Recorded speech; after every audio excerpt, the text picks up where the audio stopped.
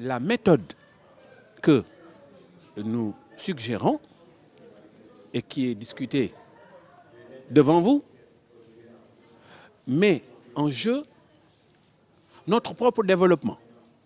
Il y a une méthode qui est très favorable à notre développement. Ça consiste à parler entre nous d'abord et ensuite à analyser ce que veut le Maroc et ce que veulent ceux qui veulent venir nous voir avant de prendre la décision. Maintenant, il y a la méthode, disons, que je me permets d'appeler la méthode Kumba Gawlo, la méthode qui dit qui feug exil, c'est-à-dire la personne qui demande à adhérer, eh bien, qu'on lui ouvre les portes.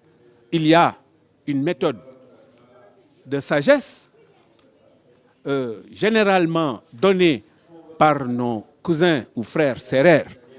C'est la méthode Anoye. Anoye veut dire quand une personne demande à adhérer, au lieu de dire dans la méthode Kumba Gawlo qui fait exil, on lui dit Anoye, c'est-à-dire qui êtes-vous, premièrement, et ensuite comment vous vous appelez. Mais ça veut dire en langage de chez nous que le Maroc, au Fouta, a pris 10 000 hectares. Les populations du Fouta sont au bord de la révolte. Tout le monde le sait. À Dodel, dans cette zone, Djomandou, etc., Demet, où avant il y avait Fanaï Djeri. Le Maroc s'est introduit à pompier. Et nous savons que c'est un désastre. Ce n'est pas au Maroc de vendre des terres du Sénégal ni de construire à la place des Sénégalais. Mais malgré ça, nous sommes fiers que le Maroc dise « Sénégal, vous êtes une valeur, nous voulons ». Mais quelle est la méthode?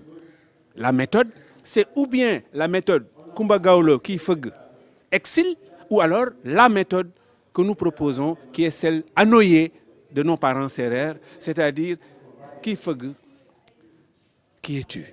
Que nous veux-tu?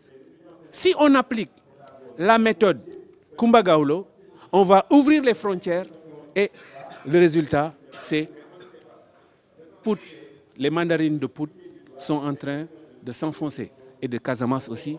Les pompiers, c'est à des étrangers qu'on a donné un travail qui aurait dû revenir à des Sénégalais, et je ne parle pas des autres cas, parce que d'autres sont plus qualifiés que moi. Dans les banques, les assurances, pourquoi ne pas avoir favorisé les Sénégalais? Est-ce que nous nous détestons nous-mêmes à ce point? Demain, bref, il y a nécessité, je ne dis pas de refuser l'arrivée et du Maroc et d'autres pays, mais avant de leur dire entrez, exil, il faut que nous discutions entre nous sur quel est le profil de ceux qui arrivent. Nous ne sommes pas contre le Maroc ni les Marocains, mais du point de vue de la méthode, il y a méthode qui fait exil et méthode anoyée.